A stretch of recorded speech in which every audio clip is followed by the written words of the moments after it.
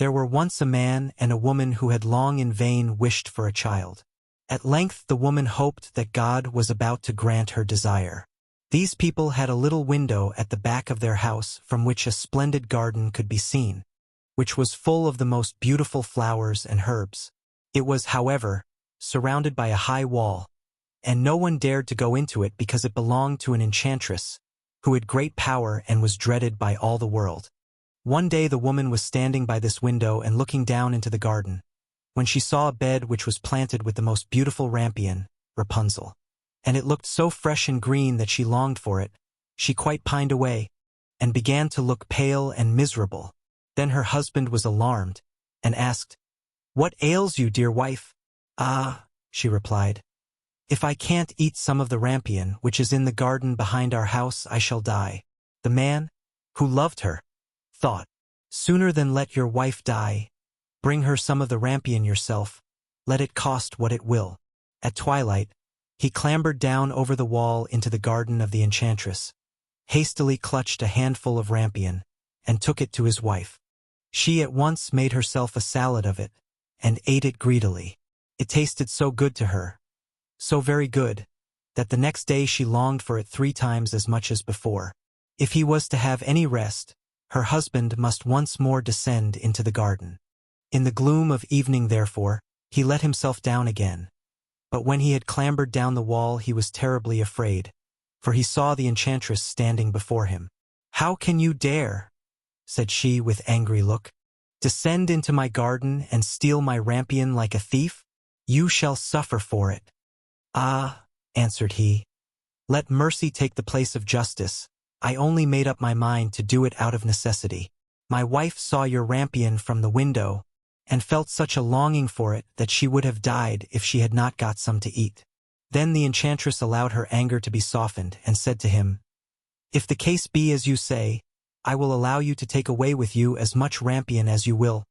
Only I make one condition: you must give me the child which your wife will bring into the world.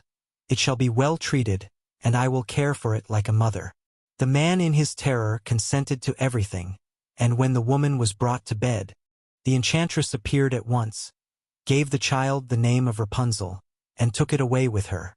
Rapunzel grew into the most beautiful child under the sun. When she was 12 years old, the enchantress shut her into a tower, which lay in a forest, and had neither stairs nor door, but quite at the top was a little window. When the enchantress wanted to go in, she placed herself beneath it and cried, "Rapunzel, Rapunzel, let down your hair to me." Rapunzel had magnificent long hair, fine as spun gold, and when she heard the voice of the enchantress she unfastened her braided tresses, wound them round one of the hooks of the window above, and then the hair fell 20 ells down, and the enchantress climbed up by it. After a year or 2, it came to pass that the king's son rode through the forest and passed by the tower. Then he heard a song, which was so charming that he stood still and listened. This was Rapunzel, who in her solitude passed her time in letting her sweet voice resound. The king's son wanted to climb up to her, and looked for the door of the tower, but none was to be found. He rode home, but the singing had so deeply touched his heart, that every day he went out into the forest and listened to it. Once when he was thus standing behind a tree, he saw that an enchantress came there, and he heard how she cried, "Rapunzel, Rapunzel, let down your hair to me." Then Rapunzel let down the braids of her hair, and the enchantress climbed up to her.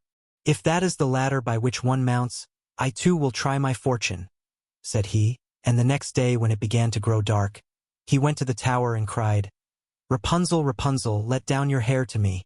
Immediately the hair fell down and the king's son climbed up.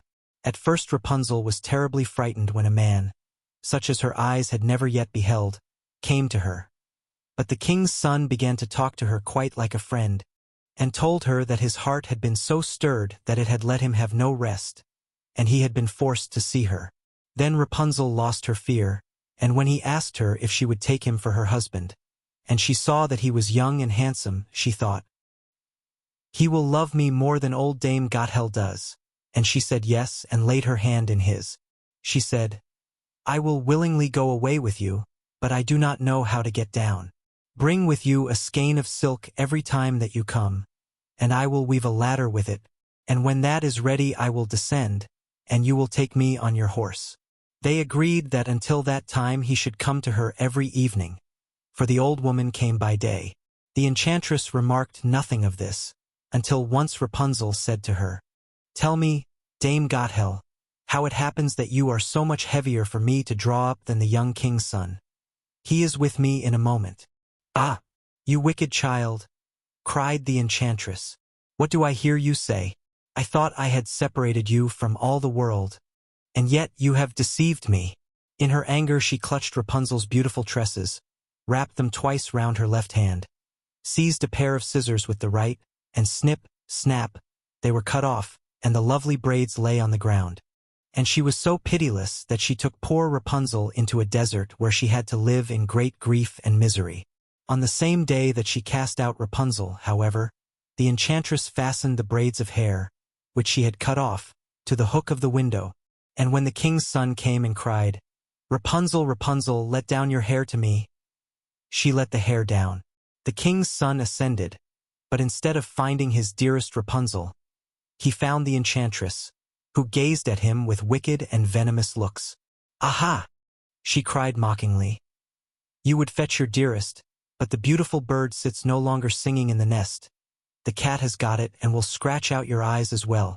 Rapunzel is lost to you. You will never see her again."